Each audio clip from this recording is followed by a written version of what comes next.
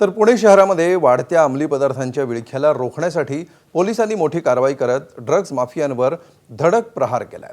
विशेष मोहिमेद्वारे शहरातील विविध भागांमध्ये छापेमारी करत पोलिसांनी 11 आरोपींना अटक केली असून सुमारे 48 लाखांपेक्षा अधिक किमतीचा अंमली पदार्थांचा मुद्देमाल जप्त करण्यात आला आहे।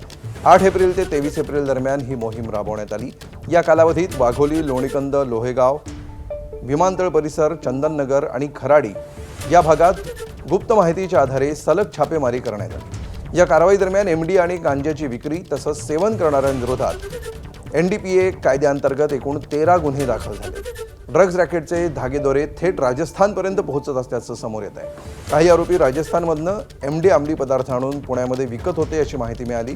त्यानंतर पोलिसांनी तपासाचा वेग वाढवला आणि राज्याबाहेर देखील शोध मोहीम सुरू केली आहे। 58,18,000 साधारणतः रुपयांची आपण रिकव्हरी यामध्ये केलेली आहे। ड्रग्स आपण रिकवर केलेले आहेत। मुख्यतः एमडी यामध्ये सीज झालेला आहे। यामध्ये मोडस आम्ही जे ठेवलेली आहे, जी कार्यप्रणाली ठेवलेली आहे, त्यामध्ये इनिशियल रिकव्हरीनंतर बॅक ट्रॅक करून पुढील स्वतःपर्यंत जाण्याचा याच्यामध्ये प्रयत्न आहे। एबीपी माझा, उघडा डोळे बघा नीट।